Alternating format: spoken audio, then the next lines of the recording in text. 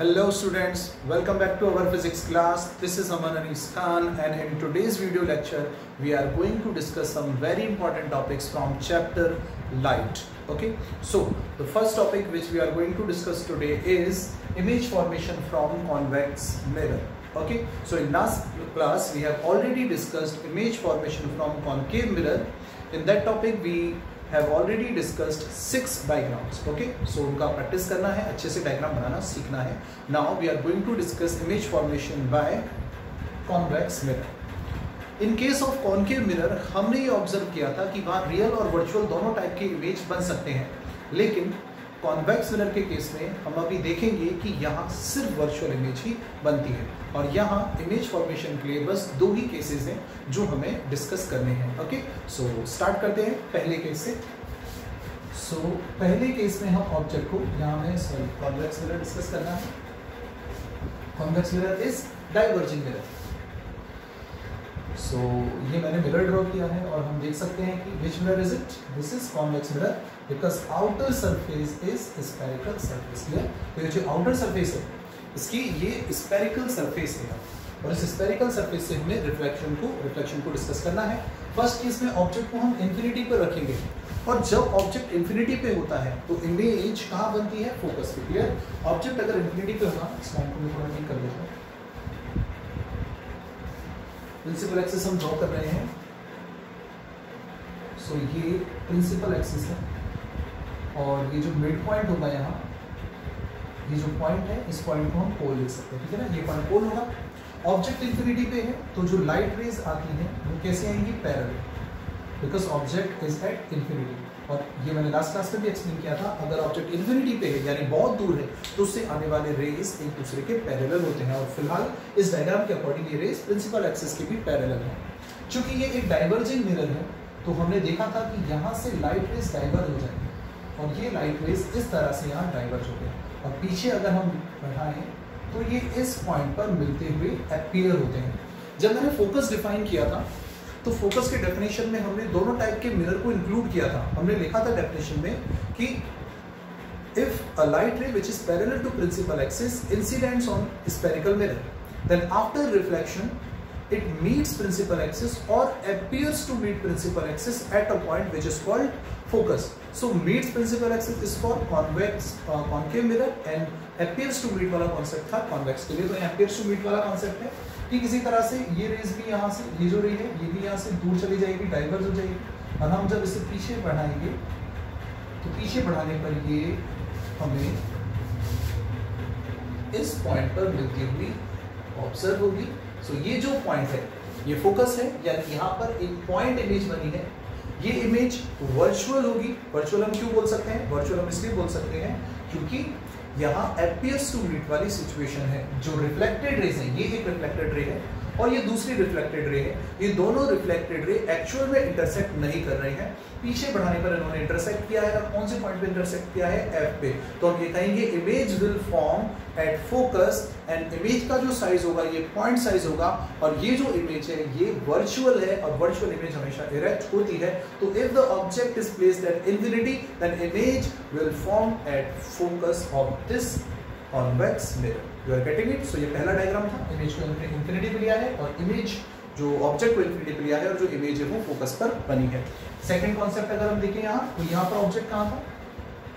इस डायग्राम के हम लिखेंगे ऑब्जेक्ट इज एट इंफिनिटी और जो इमेज है वो कहाँ बनती है? At focus. इमेज का साइज कैसा है? It is a point size image और इमेज है कैसी? हम कहेंगे दिस इज वर्चुअल. वर्चुअल और रियल का जो डिफरेंस है वो लास्ट क्लास में भी अच्छे से क्लियर कर चुका हूँ कि वर्चुअल और रियल का क्या डिफरेंस होता है. ओके, सो सेकंड अगर हम देखें यहाँ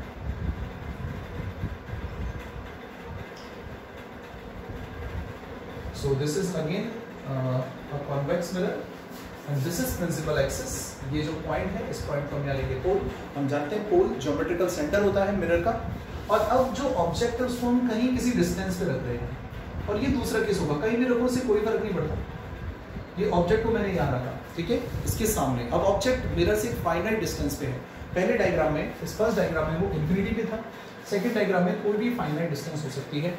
इमेज बनाने के लिए जो रूल्स है वो हम ऑलरेडी डिस्कस कर चुके हैं। हमें मिनिमम 2 इंसिडेंट रे चाहिए, क्लियर। तो सबसे पहली जो इंसिडेंट रे होगी वो हम इस तरह से प्रिंसिपल एक्सिस के पैरेलल भेजेंगे, और ये जो लाइट रे प्रिंसिपल एक्सिस के पैरेलल गई है, रिफ्लेक्शन के बाद ये दूर हट जाएगी, ठीक। रिफ्लेक्शन के बाद ये इस तरीके से डाइवर्ज हो जाएगी, और डाइवर्ज होने के बाद अगर हम पीछे की तरफ बढ़ाएं तो ये इस पॉइंट पर मिलती हुई हमें फील हो रही है, और जिस पॉइंट पर ये मिलती हुई फील हो रही है इस पॉइंट को हम क्या कहेंगे, दिस इज फोकस। ये पॉइंट फोकस है, हमें पता है, हम ऑलरेडी डिस्कस कर चुके हैं, दिस इज फोकस। तो ये पॉइंट फोकस हो जाएगा, और this is incident ray and this is reflected ray. That's why this mirror is also called diverging mirror, ठीक है। तो ये कॉन्सेप्ट है। नेक्स्ट सेकंड, चूंकि ये PF है तो यहां मैं देखूं तो बताओ ये जस्ट डबल डिस्टेंस पे ये जो पॉइंट होगा C होगा, क्लियर।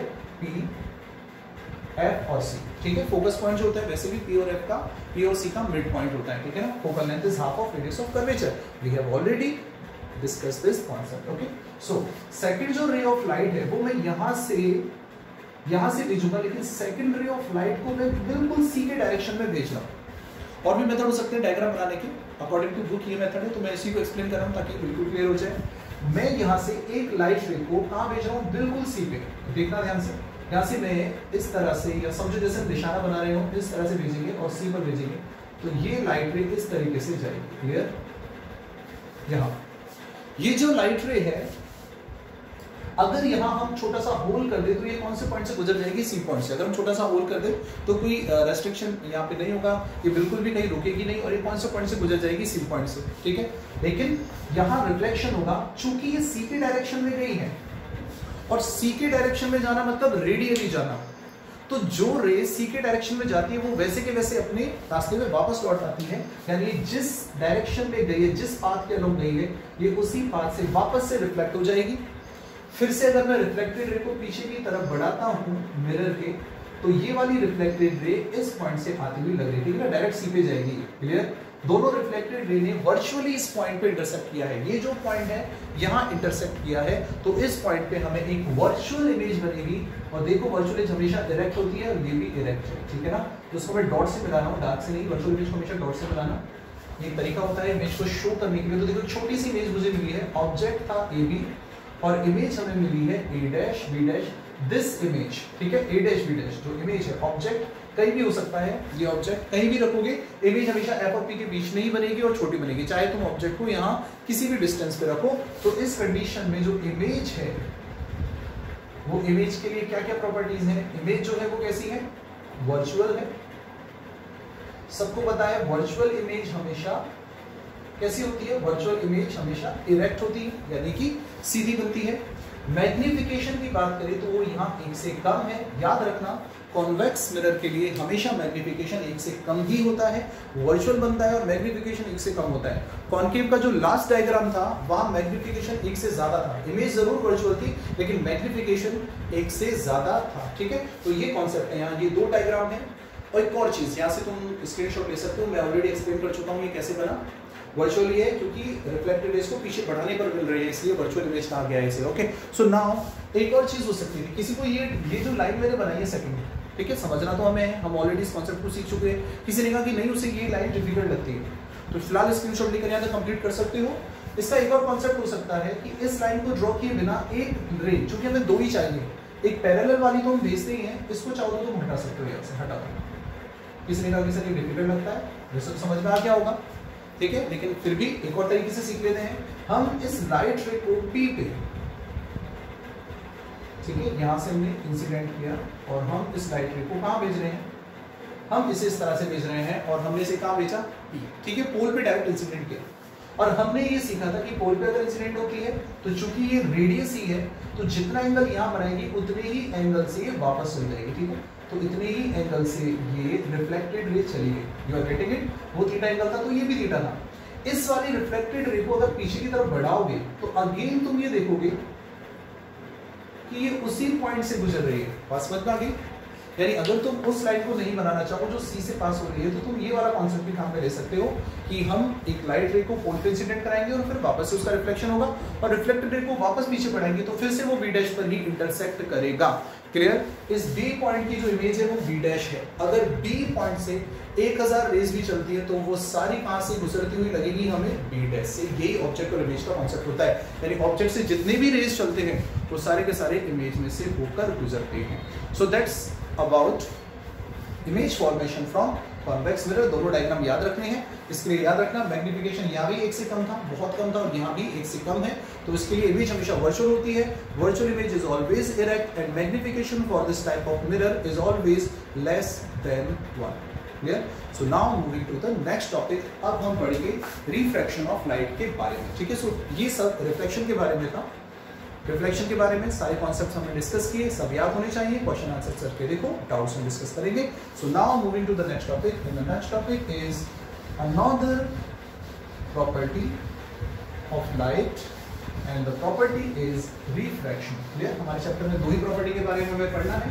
रिफ्लेक्शन हम स्टडी कर चुके हैं और अब सेकंड प्रॉपर्टी की तरफ हम आगे बढ़ रहे हैं, और सेकंड प्रॉपर्टी है refraction of light. Clear? So refraction of light. Reflection हम डिस्कस कर चुके हैं, और रिफ्लेक्शन में लाइट रे जो थी वो पॉलिश्ड सरफेस पर इंसिडेंट होकर वापस उसी मीडियम में आ जाती थी। ठीक है, लेकिन रिफ्रैक्शन तब होता है जब लाइट रे एक मीडियम से दूसरे मीडियम में एंटर करती है, तो उस कंडीशन में जो फिनोमेना होगा उसे हम कहेंगे रिफ्रैक्शन ऑफ लाइट। अभी मैं इसे डिफाइन करूंगा। डिफिनेशन क्या है? रिफ्लेक्शन की डिफिनेशन है when light ray moves from one transparent medium to another transparent medium, then it bends from its initial direction। अपने इनिशियल पाथ और इनिशियल डायरेक्शन से थोड़ा सा बेंड हो जाती है। This phenomena is called refraction of light। So when light ray, और हम बोल सकते हैं a transverse light ray, एक तिरछी लाइट रे होनी चाहिए। Clear? So when a transverse light ray moves from one transparent medium to another transparent medium, then it bends slightly from its initial direction। This deviation is called refraction of light। Diagram से समझे इस point को, तो diagram से clear करेंगे। देखो, डायग्रामिक representation हर concept के लिए जरूरी होता है। So this is interface. यहाँ पर पिछली बार तो एक रिफ्लेक्टिंग सरफेस होता था, और यहाँ पर होगा रिफ्रैक्टिंग सरफेस। वो रिफ्लेक्टिंग था, ये रिफ्रैक्टिंग है। देखो बिल्कुल एकदम प्रोनाउंसिएशन पे ध्यान दो। दिस इज रिफ्रैक्टिंग सरफेस, और इसको बोलते हैं इंटरफेस। इसको क्या बोलते हैं? This is interface. इंटरफेस मतलब दो मीडियम को अलग करने वाली सरफेस। सपोज यहाँ पर कोई मीडियम 1 है और यहाँ पर कोई मीडियम 2 है। हो सकता है यहाँ एयर हो सकता है यहाँ वाटर हो सकता है यहाँ एयर हो सकता है यहाँ ग्लास हो। कोई भी 2 मीडियम हो सकते हैं, बस याद रखना दोनों अलग अलग मीडियम होने चाहिए। अब अगर लाइट रे इस तरह से इंसिडेंट होती है, देखो ये किस तरह से लाइट रे इंसिडेंट होती है। सो दिस इज इंसिडेंट रे, यहाँ भी इंसिडेंट रे है, और पिछले कॉन्सेप्ट में भी हमने समझा था वहां भी इंसिडेंट रे थी। This is incident ray and this is point of incidence. We will draw a normal at point of incidence. ये मैंने पॉइंट ऑफ इंसिडेंस पे एक नॉर्मल ड्रॉ किया। क्लियर? अब ये जो इंसिडेंट रे है, एक्चुअल डायरेक्शन क्या थी इसकी? देखो ये डॉट से मैं ड्रॉ कर रहा हूँ। अगर ये मीडियम अलग नहीं होता तो ये इसकी एक्चुअल डायरेक्शन थी। लाइट हमेशा स्ट्रेट लाइन में मूव करती है, तो इसको इस डायरेक्शन में मूव करना चाहिए था, लेकिन चूंकि मीडियम चेंज हो गया, और मीडियम चेंज होने की वजह से ये जो लाइट रे है यहाँ से बेंड हो जाएगी और इस तरीके से मूव कर जाएगी। You are getting it? तो लाइट रे ने अपनी डायरेक्शन को चेंज कर लिया, उससे थोड़ा सा डेविएट हो गई। इस डेविएट होने को ही हम कहते हैं रिफ्रैक्शन ऑफ लाइट। क्लियर? और this is angle of incidence. We know angle between, ये क्या है? ये लाइन 90 डिग्री एंगल बना रही है, इसे हम नॉर्मल कहते हैं। So angle between incident ray and normal is I. Angle between normal and refracted ray, this is refracted ray। इससे पहले थी रिफ्लेक्टेड, उसमें आता था रिफ्लेक्शन में, यहाँ रिफ्रैक्टेड रे होगी, और दिस एंगल इज आर। ये एंगल कितना होगा? आर। और डायग्राम देखकर पता चल गया कि यहाँ आई और आर इक्वल नहीं हो सकते। पिछले वाले में तो इक्वल थे। रिफ्लेक्शन का जो पहला रूल था, पहला जो प्रिंसिपल था वो यही था कि angle i is always equal to angle r, but यहाँ आई और आर इक्वल नहीं है। डायग्राम से क्लियर दिख रहा है।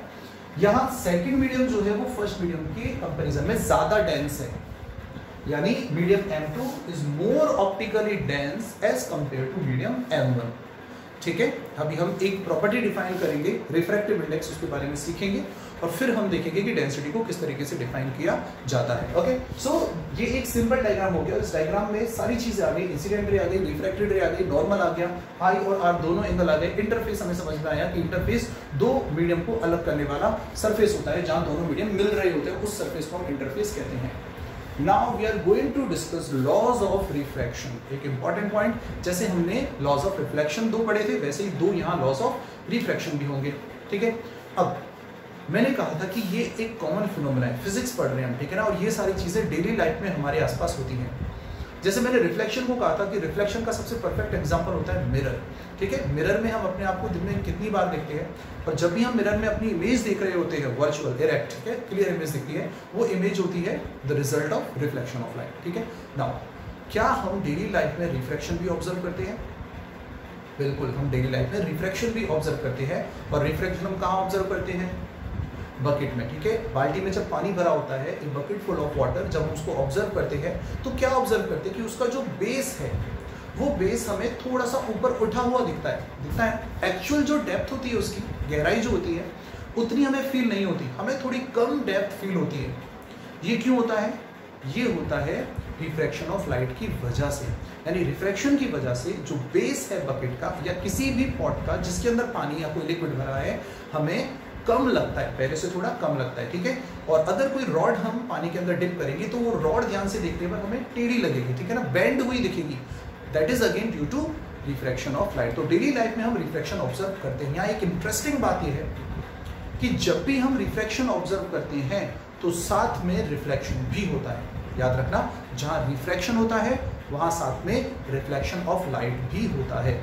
जब तुम बकेट में ऑब्जर्व करते हो, बाल्टी में ऑब्जर्व करते हो, तो हम क्या देखते हैं?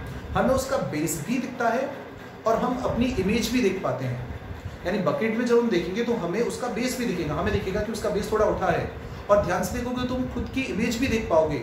जो इमेज तुम अपनी देख पाते हो उस पानी के अंदर, वो उतनी क्लियर नहीं होती जितनी मिरर में बनती है। तो यहाँ से हमने एक कॉन्सेप्ट सीखा कि जहाँ रिफ्रैक्शन होता है वहाँ साथ में रिफ्लेक्शन भी होगा, लेकिन जहाँ रिफ्लेक्शन हो वहाँ रिफ्लेक्शन नहीं होता। तो लेकिन रिफ्रैक्शन के साथ तो रिफ्लेक्शन होता ही है। यानी जो भी लाइट रेस ऑब्जेक्ट से चलती हैं, उन लाइट रेस को दो पार्ट में डिवाइड कर देंगे हम। एक पार्ट का रिफ्लेक्शन हो जाएगा, दूसरे पार्ट का रिफ्रैक्शन हो जाएगा। और चूंकि कम पार्ट का रिफ्लेक्शन हुआ है, इसीलिए हमारी इमेज उतनी ज्यादा क्लियर नहीं होती। मिरर पे तो पूरी की पूरी रेस का क्या हो जाता है? रिफ्लेक्शन, इसलिए वो इतनी क्लियर इमेज होती है। शायद क्लियर हो गया? तो हम याद रखेंगे, एक सीखा पॉइंट हमने क्या सीखा कि जहां रिफ्लेक्शन होता है वहां साथ में रिफ्लेक्शन भी होता है। So now moving to the laws of refraction. ठीक है, तो हम लॉज पढ़ेंगे और ये याद होने चाहिए।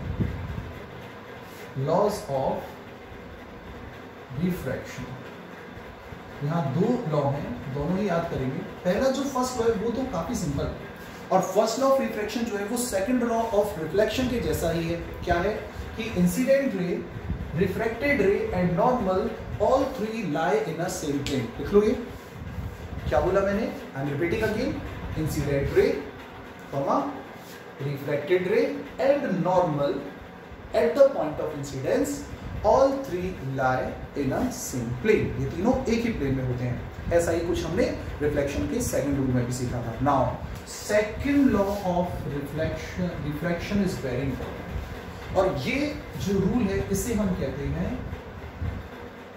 Snell's law. ये याद रखना है हमें।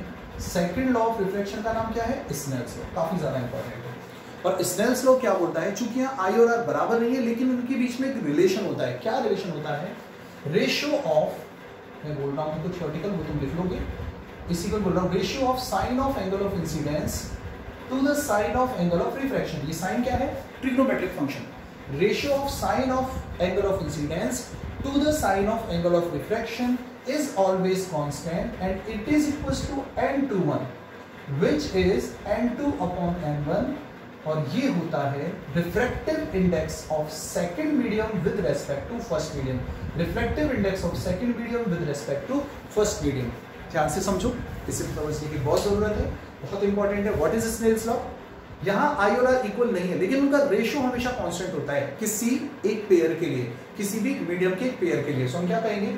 Ratio of sine of angle of incidence to the sine of angle of refraction is constant and it is equals to refractive index. And यहाँ रिफ्रैक्टिव इंडेक्स एक प्रॉपर्टी है, अभी थोड़ी देर में मैं एक्सप्लेन करता हूँ। एक कांस्टेंट है, ऐसे समझ लो, refractive index of second medium with respect to first medium. n21 का मतलब है refractive index of two second medium, 1 मतलब 1 के relative, refractive index of second medium with respect to first medium. Clear? कैसे? देखो, ये जो मीडियम है इसे मैं n1 लिख देता हूँ, ये जो मीडियम है इसे मैं n2 लिख देता हूँ, n1 n2। Clear?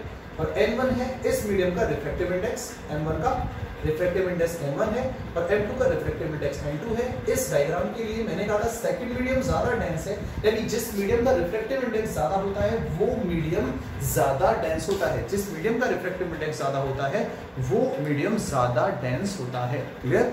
You are getting it? So the point is light ray is moving from medium m1 to medium m2 और यहाँ सेकंड मीडियम का रिफ्रैक्टिव इंडेक्स ज्यादा है। अब रिफ्रैक्टिव इंडेक्स क्या है? देखो, रिफ्रैक्टिव इंडेक्स एक कांस्टेंट है, ये वो फिजिकल क्वांटिटी है जो किसी मीडियम की ऑप्टिकल डेंसिटी को रिप्रेजेंट करती है। जिसके लिए रिफ्रैक्टिव इंडेक्स ज्यादा होगा वो मीडियम ज्यादा डेंस होगा, यानी रिफ्रैक्टिव इंडेक्स की वैल्यू से हम कंपेयर कर सकते हैं कि कौन सा मीडियम लाइट के लिए ज्यादा डेंस होगा। सो ऑप्टिकल डेंसिटी को डिफाइन करता है कौन? Refractive index. So it is a physical quantity which defines optical density of a medium.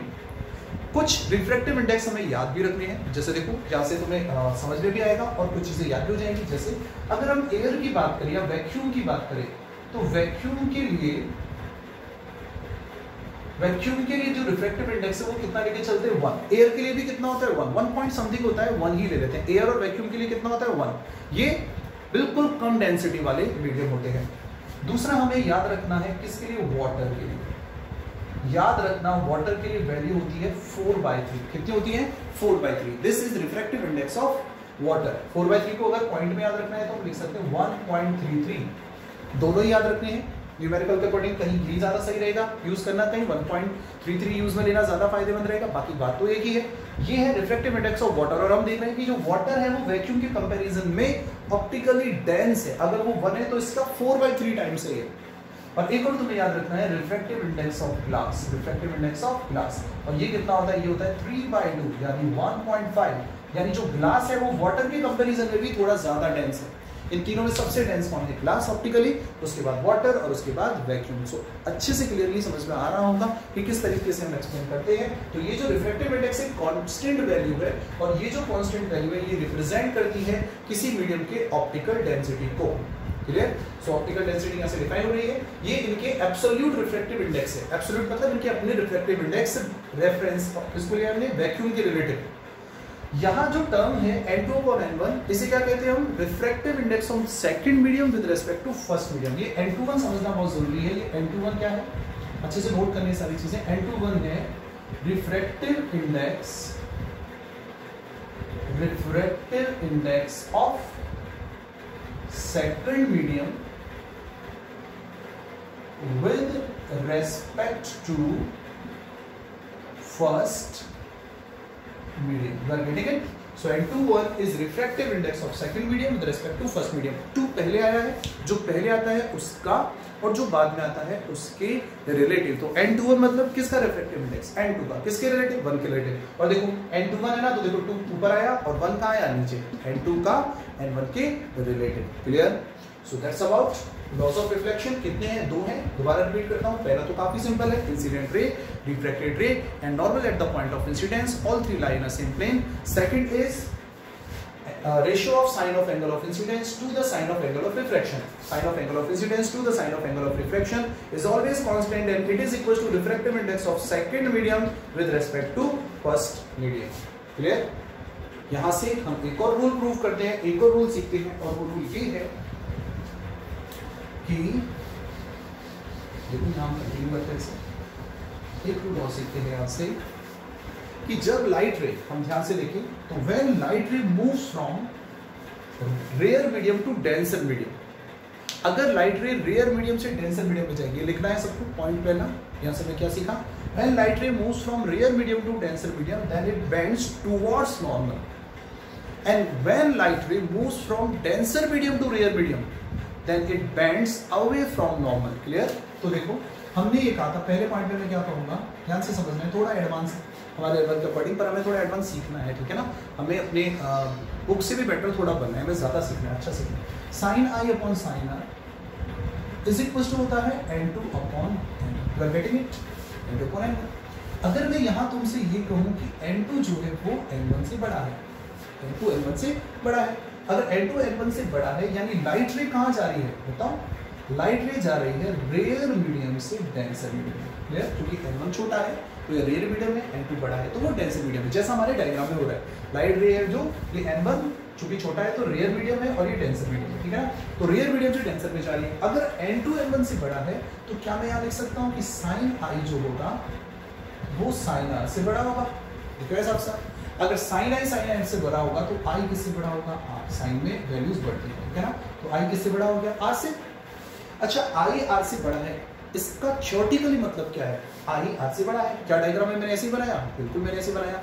और इसका मतलब ये है, क्या है इसका थ्योरेटिकल मतलब? जो मैं बोल रहा था कि when light ray moves from rare medium to denser medium then bends towards normal bend होगी, तभी r की वैल्यू i से कम होगी। अदरवाइज दूर चली जाती तो r की वैल्यू ऑब्वियस से ज्यादा होगी। और इसका उल्टा तो हम आसानी से समझ सकते हैं। देखो मैंने प्रूव किया है, ये प्रूफ है। किस बात का प्रूफ है? जो मैंने पहला स्टेटमेंट तुम्हें दिखाया कि when light ray moves from rare medium to denser medium then it bends towards normal. Second concept क्या हो जाएगा? सेकंड कॉन्सेप्ट में यही लिखो, sine i upon sine r is equal to n2 upon n1। अब सोचो इसका उल्टा कि अगर मैं ये कहता कि n2 जो है वो n1 से छोटा है, n2 is less than n1, तो लाइट रे कहाँ जा रही है? डेंसर से रेयर मीडियम। n2 जो है बताओ वो कैसा है? छोटा। n1 कैसा है? यहाँ अगर हम देखें n1 ज्यादा है, यानी n1 ज्यादा है तो ये डेंस हो गया और ये रेयर हो गया, ठीक है? उसका डायग्राम बना के बता दूंगा अभी। तो ये डेंस हो गया, फिलहाल डायग्राम जो है वो पहले केस के लिए बना हुआ है। तो ऐसा हुआ, तो अब डेंस से रेयर में जा रही है, तो इसका मतलब यहाँ से तुम इजीली प्रूव कर सकते हो कि जो i होगा वो r से कैसा होगा? छोटा। r बड़ा होगा। ये देखो बिल्कुल सेम स्टेप से प्रूव कर सकते हो। और देखो इस डायग्राम को हम कैसे बनाएंगे। मैं अगर इसे ड्रॉ करूँ सेकंड केस को तो देखना ये नॉर्मल है। सपोज चलो मैं ऐसे ही रख देता हूँ, ठीक है ना? ये हमारा n1 और ये हमारा n2 है, चलेगा, ठीक है? इस केस में या चलो इस हिसाब से बनाए तो ऐसे बना लेते हैं, ये n1 और ये n2 है और लाइट रे इस तरह से है। अब ये नॉर्मल है, इस बार लाइट रे नॉर्मल से दूर हट जाएगी। समझ पाया? ये एंगल है i और ये एंगल है r। इस बार n1 ज्यादा था n2 से, ये डेंस था ये रेयर था। तो जब लाइट रे डेंस मीडियम से रेयर मीडियम की तरफ बढ़ती है तो वो नॉर्मल से दूर हट जाती है। पहले केस में नॉर्मल की तरफ बढ़ी थी, इस बार नॉर्मल से दूर हट जाएगी। तो शायद समझ में आ गया होगा। हमने दोनों केस को यहाँ प्रूव किया। तो हम लास्ट के दो स्टेप यहाँ याद रखेंगे। When light ray moves from rare medium to denser medium then it bends towards normal. When light ray moves from denser medium to rare medium then it bends away from normal. तो इस topic के बारे में ये होगा clear. तो यहाँ से कुछ स्क्रीनशॉट लेना है और फिर इसे सॉल्व करना है। You can take a screenshot. So that's it for today's video lecture. Carry on with your studies. Don't forget to like, share and subscribe. See you in next class. Take care. Thank you.